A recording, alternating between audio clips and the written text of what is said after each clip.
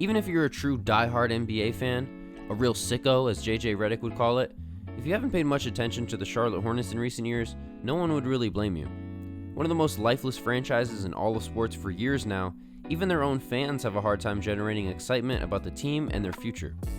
After firing head coach James Borrego in 2022 after he coached the team to their best record in 6 years, Charlotte pursued Kenny Atkinson as his replacement before he backed out of the job at the last minute to remain an assistant in Golden State, and the Hornets were forced to come crawling back to their former head coach prior to Borrego, Steve Clifford. While Clifford made a valiant effort in trying to establish a culture based on hard work and accountability, he failed to generate any momentum on the court or connect with his players in any sort of meaningful way, and he's now gone after just 2 seasons with a record of 48-116. To further worsen matters, the face of the organization seemingly has more interest in being behind the wheel having fun than advancing his career and helping push his team to their first playoff appearance since 2016. Pile on the lingering injuries that have plagued LaMelo Ball since he entered the league, and it can be hard for most fans to envision a reason to be optimistic about the future of this team. And yet, today I'm going to tell you why you should have hope for a team that has only made the playoffs 3 times in the last 20 years. And it all starts with a particular 6'9" forward from Tennessee.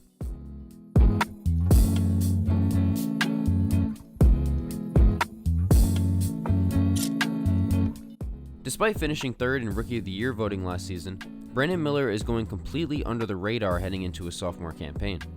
The SEC Player of the Year and National Freshman of the Year lived up to every expectation that could have been set for him in his first season as a pro. Averaging over 17 points per game as an above-average three-point shooter, Miller proved to everyone that Paul George is in fact his GOAT. His off-the-dribble game and general scoring package is extremely reminiscent of a young PG-13, and as Miller begins to fill out his frame in the coming years, it's easy to see how he can progress into the same All-NBA talent that we saw back in Indiana, going head-to-head with LeBron James in the playoffs in the early to mid-2010s. The difference between Brandon Miller's situation and that of Paul George in his first few years in the NBA is the team around them. The Pacers in 2012 were already a very competitive team, making it to the second round of the playoffs led by veterans like Danny Granger and David West. The experienced leadership that Miller has to lean on in year 2 will be, well, Taj Gibson and Seth Curry. 2 guys who know more about what it means to be an NBA player than almost anyone, but not nearly the same level of on-the-court guidance that PG had in his second season. But don't let that stop you from investing early in Brandon Miller stock. With or without LaMelo beside him, Miller will be given full reign to carry the offensive load right away this season. Despite the presence of a certain scoring forward on the roster who will not be mentioned by name, there's reason to believe Miller can be this team's leader in points per game as soon as this upcoming season. If he can develop some chemistry with LaMelo Ball, expect to see an explosion in scoring opportunities for him. His 39% on catch-and-shoot jumpers, playing for one of the worst offenses in the NBA last season, could be just a glimpse of what Brandon Miller is capable of as a perimeter scoring threat. Not only was it a much more dire situation talent-wise in his rookie year in comparison to the support that he should have this season, Miller was also not being given the consistent level of opportunity that we should expect to see in year 2. While it only took 5 games for him to become a full-time starter, his role within the offense seemed to fluctuate quite a bit from focal point to go stand in the corner, young fella. All in all, Brandon Miller's rookie season was just a taste of what we could see from him in the near future. We're just getting a taste of him. I'm like, I'm tired of getting a taste of him. I want the whole load. Alright, slow down, Paul Pierce. We shouldn't be banking on any sort of deep playoff run this season from Charlotte, but the roster isn't devoid of talent to help complement Miller either. Should LaMelo find a way to stay healthy this season and play more than the 58 games he's combined for in the last 2 years, he is a legitimate all-star talent that raises Charlotte's offensive output to an above-average level. In his 2022 All-Star season, the Hornets had the 9th-ranked offense with Ball leading the way in his 75 games played. The pairing of him alongside Miller should allow for a much higher ceiling offensively than we've seen in Buzz City since Buzz City ever became a thing in the first place. At center, first-year head coach Charles Lee will be banking on another young talent with his own share of injury concerns. Former first-rounder Mark Williams was limited to just 19 games last season due to back issues and only managed to play half of his rookie season, but the near 13-10 with 2 stocks per game average is more than just intriguing. If he's able to put together a full season in year 3, we're looking at a young center that can be the foundation of a strong defense while also being relied on to contribute offensively.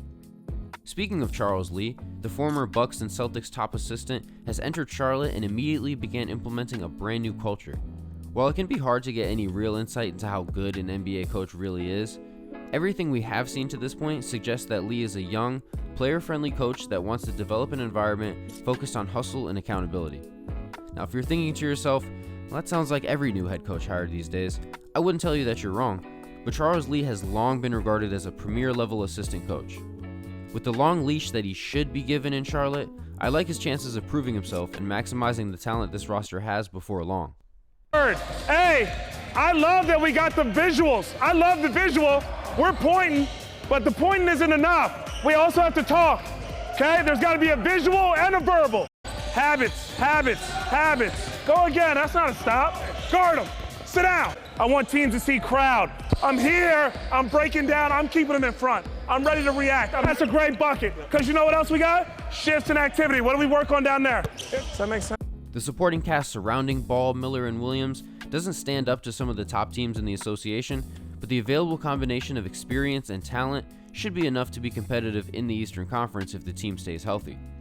While his time in OKC was rather fruitless, Vasa Micic is a dependable backup point guard that will allow the Hornets to maintain efficient offensive production when LaMelo is off the floor. Guys like Grant Williams, newcomer Josh Green, and a particular scoring forward who will not be mentioned by name also provide some depth as well. Brandon Miller won't have to do it all every single night to keep this team competitive, but he'll be their biggest swing factor when it comes to internal development for this season. A big jump from him could be the difference between the Hornets making the play-in tournament and them being in the mix for Cooper Flag when next summer rolls around. Where we need to see Brandon Miller make the most improvement to his game is his ability to finish at the rim.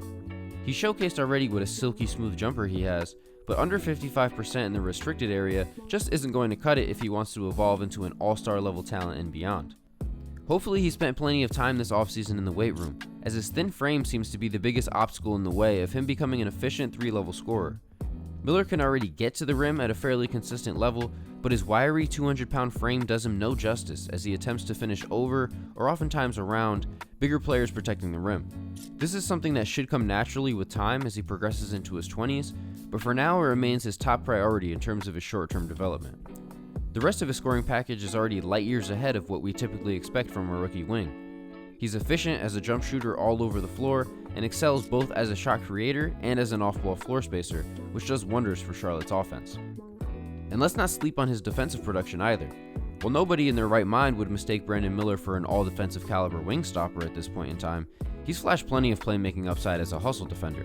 Effort is half the battle when it comes to being an average and above defender, and Miller has shown the type of strong work ethic and competitive spirit that are crucial for a young player that wants to elevate themselves into one of the best players in the league. On top of that, he seems to have the sort of positive attitude and demeanor that can only serve to help him in his development. While the rest of the NBA community continues their justified dismissal of any and everything related to the Charlotte Hornets, don't overlook Brandon Miller. With his well-rounded skill set, a new coaching staff in the mix, and the opportunity to carve out an even bigger role for himself in year 2, this is a guy primed for a breakout season that will leave fans wondering why we haven't paid enough attention to him yet. Let me know if you agree.